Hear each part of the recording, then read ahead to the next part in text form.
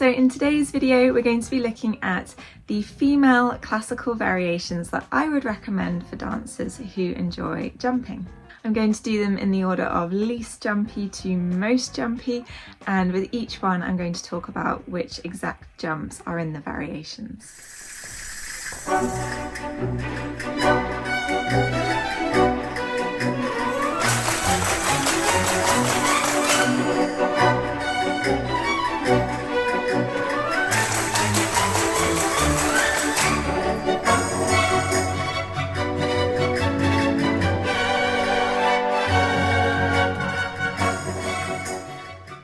Starting off with Kitri Act 1 from Don Quixote. So this variation is a lot of fun. It's very short, but it is jam-packed with a lot of fast footwork, some lovely big jumps, and in general it is fiery, athletic, and really playful. So the jumps in this variation mainly include pas de chat and a big C-sewn with the back leg in attitude and the arms in fifth, so you had this lovely combo and arriere. You need a lot of flexibility for this jump. I did include it in variations that suit flexible dancers too. Like I said, it is quite short and it's very fast, and the costume is also a lot of fun. It's a bright red costume with a red flower in the hair. So even though this dance doesn't have lots and lots of different types of jumps, the ones that are in there are really big and expressive.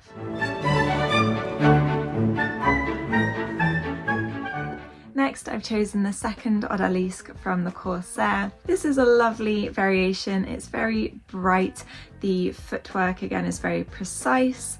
There's petit allegro and grand allegro in there. It mainly includes emboîté sauté en tournant, emboîtés devant with the legs in attitude, and then in some versions you'll see a jeté passé en fondu, and in other versions you might see a gargouillade. Precision is key for this variation because there's a lot of very fast, precise footwork, but it is a lovely variation and it would suit quite a well-rounded dancer who is also quite flexible and also enjoys turning.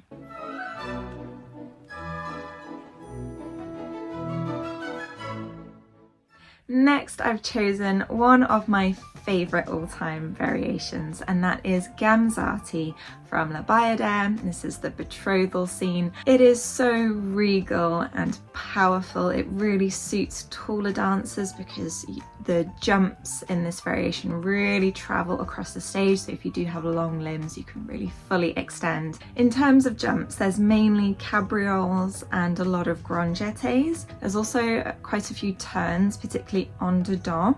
There's a manège going around the room, so again, good for long limbs, and it does require a certain level of flexibility too. So again, it would suit a well-rounded dancer, but different to the second Odalisque where it's very fast, intricate footwork. Gamzatti is much bigger, like I said, more regal, more powerful, so the focus is more on those larger extensions and shapes that really fill the stage.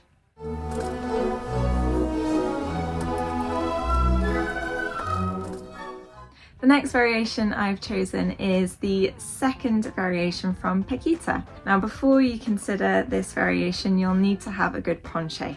But if this is something you're comfortable with, there are some really nice jumps in this variation too. And they mainly involve some grand jetés with the legs à la seconde, so de côté, some développé sautés, and some entrecôtes. So this variation would really suit dancers who like jumping but also have a good amount of flexibility.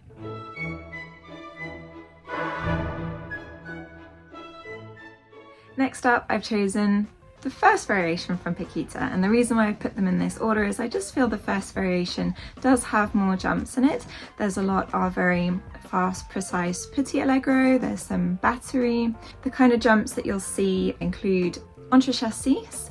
However, some dancers will do entrecôte instead, which is understandable because entrecôtes is particularly difficult. However, I am always slightly disappointed when I see dancers do just a changement battu instead of even doing an entrecôte. So that's completely up to you, but if you are doing this for a competition, I would definitely recommend that if you don't go for an entrechat, you at least put in an entrechat. Then you've got some cabrioles, some jeté entonant, and then you have a series of lame ducks as well. So a really lovely variation. I really enjoy dancing this one. Again, it's very light, it's very upbeat, and would suit dancers who enjoy petit allegro and a small amount of turns.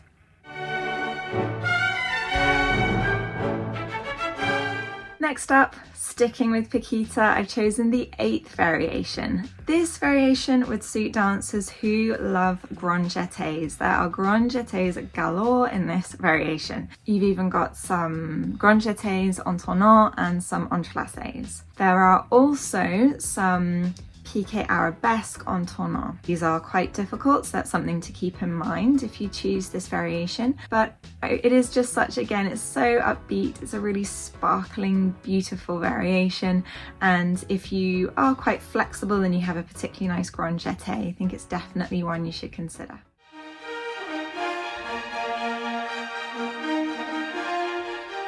So now we get into the variations that are really allegro heavy. I've chosen a very unusual one that typically isn't a variation you'll see at competitions, mainly because the scene does involve a lot of corps de ballet work and the soloist will interact with the corps de ballet, and that makes it quite difficult to have as just purely a solo. But I do think it's possible. I think it would be possible to adapt the variation slightly, and this is Sylvia the Huntress in Act 1. First of all, the costume is wonderful. You even get a bow and arrow as a prop, but it is such a powerful and playful variation. You've got a lot of grand jetés, entrelacés, saut de basque and temps de flèche in there as well.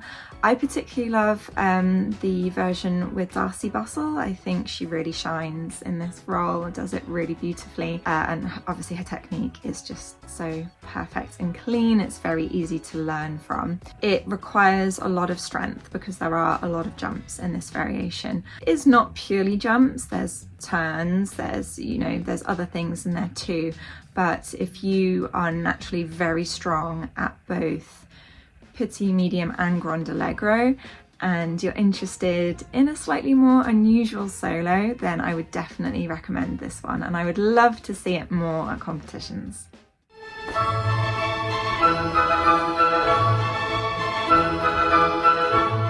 So for number 8, I've chosen the butterfly variation, or you might hear this called the papillon, which is just the French term for butterfly. This is a really beautiful variation. It is jam-packed with jumps. It has really beautiful, light, fluttering allegro. It's very delicate and buoyant, obviously because you're playing the role of a butterfly. So this would really suit dancers who are particularly good at petit and medium allegro. In this variation, we've got pas de chat, brises, six-saut, pas de chat, entournant, which is fun, ballonnets, petit jetés, and then in general there are quite a lot of turns just mixed in. So it is a really beautiful and fairly unusual solo as well. You don't see it that often at competitions, but if you love jumping, I would definitely consider this one.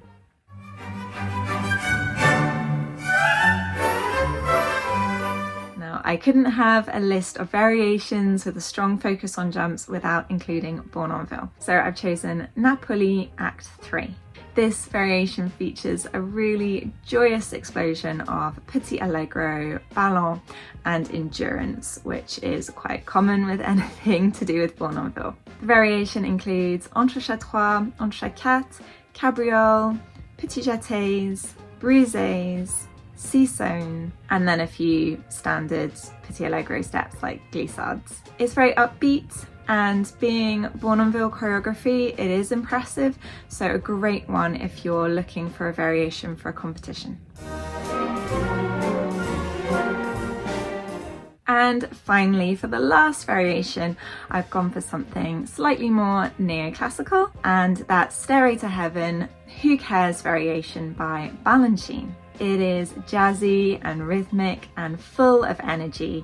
There's a lot of very cool jumps in there, mainly including brises, pas de chat, entrechat 6, entrelacés, saut de basque, tour à la seconde, few temps levés, chassé en tournant, and grand jeté en tournant. So it is jam-packed with a lot of jumps. It requires a lot of high energy and endurance, but it is really fun and playful. And if you are slightly more inclined to choose something that's a bit jazzy, a bit more neoclassical rather than purely classical, you should definitely consider this variation. So I hope you enjoyed my selection of 10 female variations for dancers who like to jump. If there's anything I've missed that you think I should have included, please let me know in the comments. I hope you enjoyed this video. Don't forget to like and subscribe, and I'll see you in the next one.